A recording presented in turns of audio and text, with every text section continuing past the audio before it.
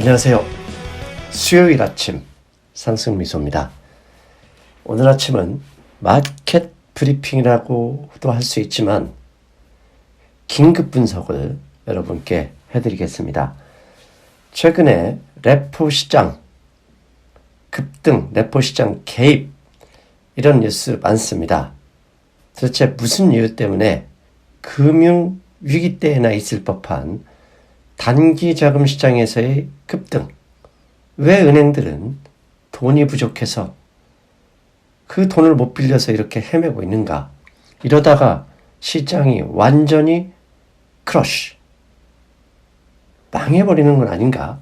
걱정이 많습니다. 그래서 레포 시장의 위기가 무엇을 말하는 것인지 오늘 긴급하게 분석하겠습니다. 다만 수요일 새벽이니까 오늘 미국장이 어떻게 끝났는지는 간단히 먼저 점검하겠습니다.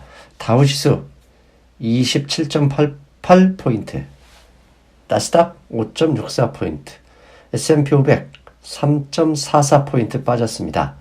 어제에 이어서 아주 조금 빠진 것이죠. 금 가격은 4달러 올랐고요. 미국의 10년 만기 채권금리는 0.011포인트 약간 올랐습니다. 즉 위험자산, 그다음에 금 같은 경우는 또 안전자산, 헷갈리는 시장이죠. 어제 시장에서 사실 장 개시 전에 선물이 약 100포인트 정도 하락했었습니다. 미국 선물이요.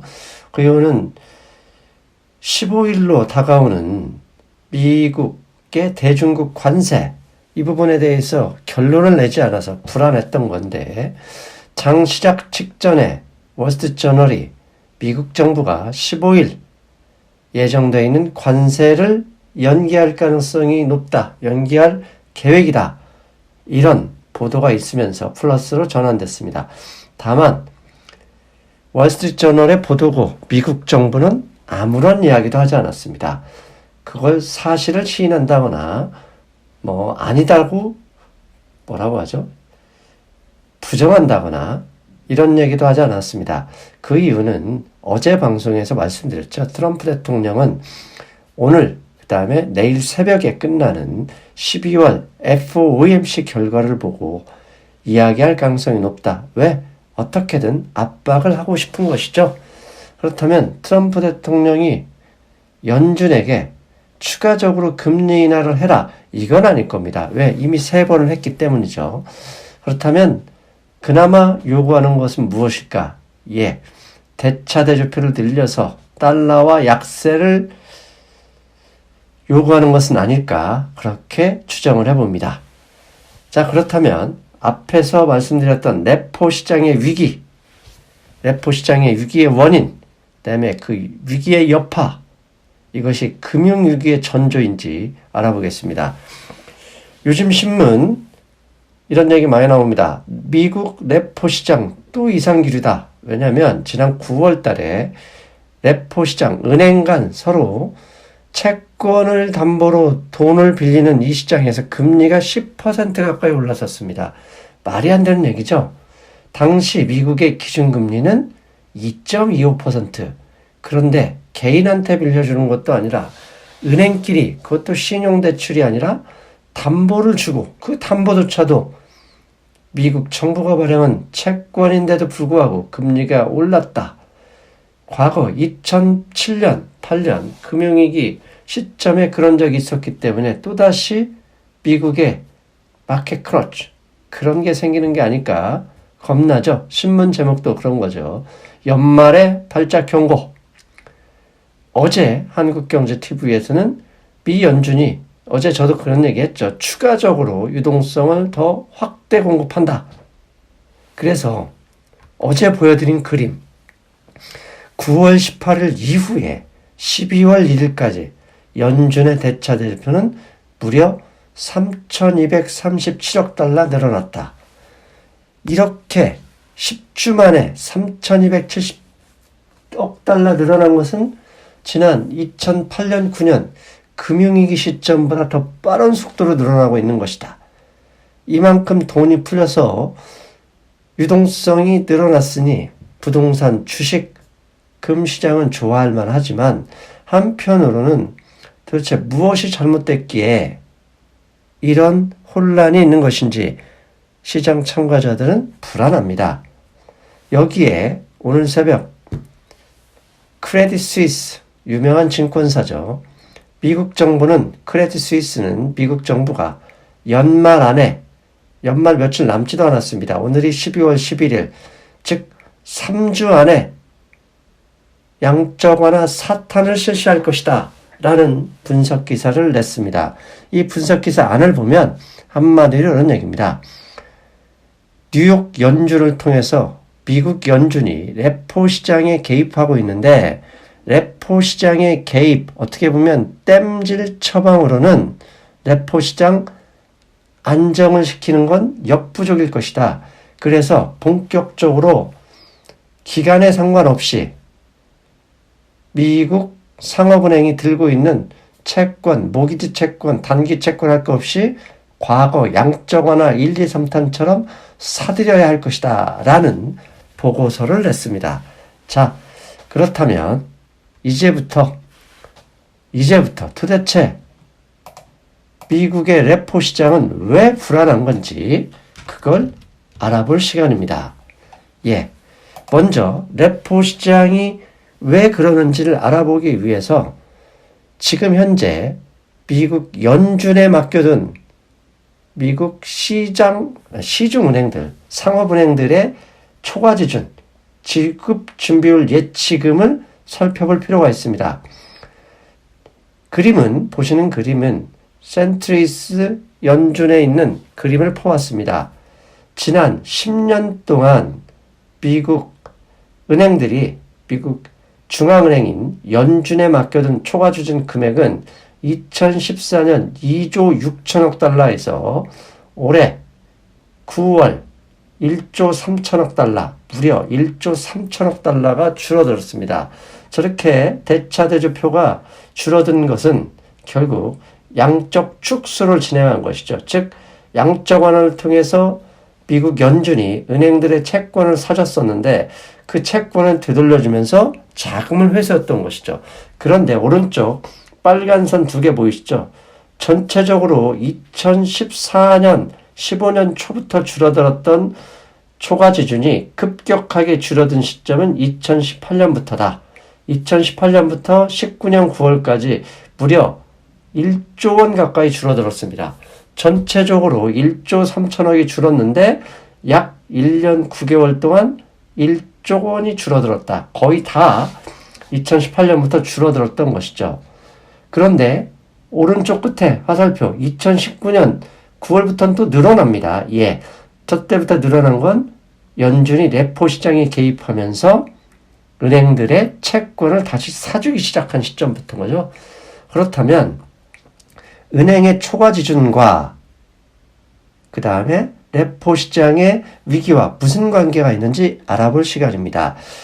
자, 저렇게 은행에 채권을 사준 금액, 그러면 은행이 현금을 가지고 뭐 하겠습니까? 대출을 해주고 주식시장에 투자를 했고 채권 등등에 투자를 했겠죠. 그런데 미국 연준이 회수해 가면 그 채권을 팔고 주식을 팔고 팔면 간단했는데 팔기가 쉽지 않죠. 왜? 금리는 떨어지고 주식시장은 좋은데 누가 팔려고 하겠습니까? 그냥 빌려서 일단 갚고 수익을 극대화하려고 하는 것이죠. 거기에 어제 국제결제은행 BIS가 이런 리포트를 냈습니다. 미국 레포 시장의 위기는 대형 탑4 은행들을 제외한 다른 은행들의 문제다. 즉 미국 연준이 레포 시장에 대한 지금 흘러가는 구조를 대형 탑4 은행에만 맡긴 게 문제다. 대형 탑4 은행이 약 30개 은행에 있는데요. 나머지 은행들은 자금이 부족하고 연준에서 계속 지준율을 축소하고 대출 금액 대비 지준은 맞춰야 되거든요. 지준을 맞춰야 되니 돈이 없고 돈이 없으니 대형 은행들한테 돈 좀 빌려줘. 수요와 공급의 이론에 의해서 대형 은행들은 금리를 올려버린 거죠. 그렇다면 보시는 그림에서 왼쪽에서 리저브 앞에서 보여드린 것처럼 은행의 초과 지준은 줄어들고 있습니다. 그런데 초과 지준 줄어드는 걸 보니까 가운데 그림, 대형 탑4 은행들은 늘어나고 있어요. 오히려 대형 탑4 은행들은 전체 미국의 연준에 맡겨둔 전체 은행에서 보면 전체 은행은 초과 지준이 줄어들고 있지만 대형 탑4 은행의 지준은 늘어나고 있다. 즉 탑4 은행은 자금이 풍부하지만 나머지 쩌리 은행들은 돈이 부족하다. 당연히 그 돈이 부족한 돈을 레포 시장에서 개입해서 지준율을 맞춰야 되니 수요와 공급에 의해서 오르고 있다는 얘기죠. 그렇다면 도대체 왜 탑4 은행을 빼고 다른 은행들은 왜 이렇게 지준율이 줄어드는가? 왜 이럴까?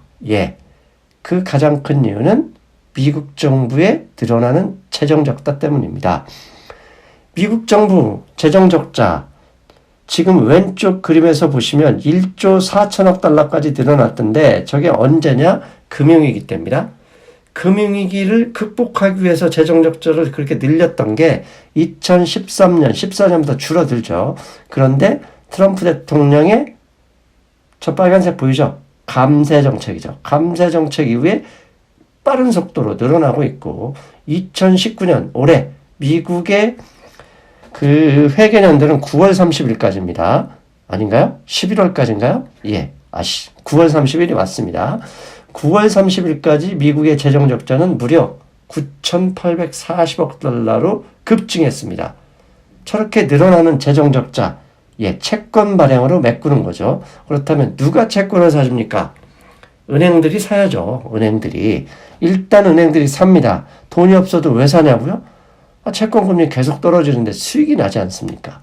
그리고 은행도 투자를 해야 되거든요. 단순히 늘어난 돈만 가지고 있다고 되는 게 아니라 채권을 사서 수익을 늘려야 하는 것인데 저렇게 너무 많은 채권이 늘어나자 미국 은행권에서 소화하기 만만치 않은 것이죠. 문제는 이런 재정적자가 올해로 끝나느냐? 아니죠. 절대 아닙니다.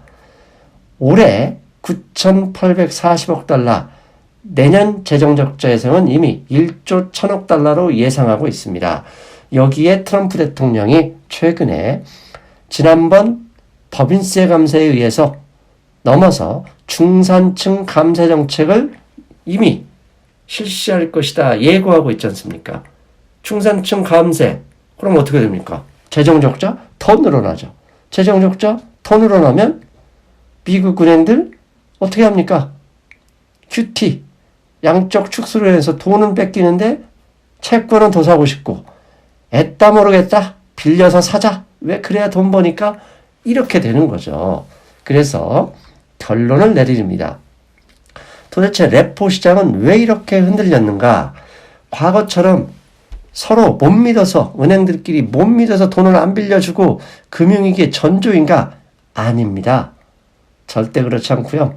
은행끼리 못 믿는 게 아니라 은행권이 소화할 만한, 그런 감당할 만한 능력을 넘어서는 미국 정부의 채권 발행, 즉 늘어나는 재정 적자 때문이 1번이고, 두 번째, 그런 상황에서 9월 달까지 양적 축소가 진행됐었다. 양적 축소를 진행했는데 은행이 돈을 갚아야 되는데 빌려줬거나 투자한 금액은 회수하지 못하겠고 돈은 더 벌어야 되겠고, 그런데 연준에 갚아야 되겠고, 이런 구조적인 문제 때문에 레포 시장이 흔들렸었던 것이다. 금융위기가 오는 징조가 되려면 레포 시장이 흔들리는 이유가 은행끼리 못 믿어서여야 되는데 못 믿는 게 아니라 채권 발행의 과도한 때문에 이뤄진 것이다. 그러니 별 걱정하지 말아라. 이게 제 생각이고요. 실제로 주식시장도 그리 반응을 하는 것이죠. 그렇다면 레포 시장, 이렇게 흔들리는 레포 시장 문제의 근원적인 해결책은 무엇이냐? 당연히 미국 정부가 재정적자를 해소해야죠. 재정적자를 해소하는 방법은 세금을 올리면 됩니다. 세금 민상. 그런데 어떤 정치인이 감히 세금을 올리는 것입니까? 올릴 수 있겠습니까? 고양이 목에 누가 방울을 달 수 있겠습니까? 내가 실업자가 될 각오를 하지 않는 이상 정권을 뺏길 용기가 없는 이상 절대 세금을 올리기 어렵습니다. 한 번 내린 세금 올리는 건 커다란 저항을 불러일으키기 때문입니다. 그래서 쉽지 않다는 얘기죠. 여기에 투자자라면 이제부터 레포 시장 문제가 저런 문제였구나 라고 원인과 해법만 알면 끝이 아닙니다. 투자자라면 여러분의 돈을 투자해서 수익을 내야 되죠. 그렇다면 수익을 내기 위한 수익을 원하는 투자자라면 반드시 기억해야 할 명제, 신용화폐 시스템의 모순을 기억해야 됩니다. 그 첫 번째, 누군가의 빚은 여러분과 나의 수익의 원천이 된다. 두 번째, 왜? 누군가 돈을 써야 내가 투자해서 수익을 낼 가능성이 높다는 얘기죠. 두 번째, 미국 정부의 재정 적자, 무역 적자가 늘어날수록 한국에 유리하고 이머징에 유리하고 여러분의 투자 수익에 유리하다. 그건 한국 돈이나 미국 돈이나 똑같다. 그런데 이런 얘기를 하면 이제 득달같이 비관론자들 달려듭니다. 결국 이렇기 때문에 신용화폐 시스템이 몰락할 것이다. 언제까지 빚이 늘어날 거냐? 결국 미국은 망할 것이다. 예, 여러분의 인류에 대단합니다. 신용화폐 시스템 이렇게 가면 언젠가는 망할 가능성이 충분합니다. 그런데 역사는 길고 깁니다. 여러분이 죽기 전까지 그럴 걱정 접어두시고 어떻게 투자해서 수익을 늘릴 것인지, 어떻게 우리 가족의 재산을 늘릴 것인지 거기에 에너지를 써라. 상승미소 부탁합니다. 양적 완화 사탄이 실시된다면 투자시장에는 어떤 일이 벌어질까 고민해봤습니다. 첫 번째, 당연히 돈이 풀립니다. 돈이 풀리면 자산시장, 부동산, 주식, 금 가격의 상승 가능성이 높은 것이죠. 최근 연말 랠리 지속되고 있는데요. 어떻게 보면 중국과 미국의 기대감보다는 이렇게 늘어나는 연준의 대차 대조필 가능성이 높다는 점이 첫 번째고요. 두 번째, 이렇게 미국의 양적 완화 계속된다면 스위디, 크레딧 스위스의 말대로 될 가능성이 높다면 이머징 통화, 이머징 주식은 당연히 강세가 되죠. 그건 지난 10년 역사가 증명하고요. 세 번째, 연준이 나서서 채권을 사준다면 굳이 채권에 투자할 이유가 없는 거죠. 위험선호 현상이 사라져서 채권 금리가 올라갈 가능성이 높다는 사실 기억하십시오. 미국 걱정, 신용화폐 시스템 걱정하지 마시고 여러분의 가계재산을 늘릴 기회라 보시고 대응해라. 상승미소의 주장입니다. 그리고 마지막으로 최근에 구리 가격 200일 이동평균선을 뚫고 올라가서 골든크로스를 발생했습니다. 200일 이동평균선 항상 말씀드리지만 투자의 장기 투자, 장기 추세의 가장 중요한 지표죠. 그렇다면 구리 가격이 올라가는 게 갑자기 여기서 왜 나왔느냐? 예, 구리는 닥터 쿠퍼라는 별명을 가지고 있습니다. 경기 확장 국면에 거의 모든 분야에 필요한 재료가 구리죠. 건설에. 그 다음에 전자기기, 부품에도 구리는 반드시 필요합니다. 즉 양적 완화 사탄 가능성이 슬금슬금 나오고 미국과 중국의 페이즈 1 협상이 제대로 될 가능성이 높아지자 먼저 스마트머니는 금광 주식에 투자하고 구리 가격이 슬슬 올라가는 것일 수도 있다. 즉 이머징 시장, 중국 시장, 한국 시장 이제 주목할 때 다 되었다. 언제부터? 예, 내일 선물 옵션 만기를 지난 다음부터 주목해보자. 상승미소의 주장이었습니다. 여러분, 내일은 특집방송 준비했습니다. 날마다 신문만 펴면 중국 뱅크런, 중국 디폴트, 중국 경제 망한다고 하는데 그 팩트 체크 내일 들어갑니다. 여러분, 내일 뵙겠습니다. 안녕.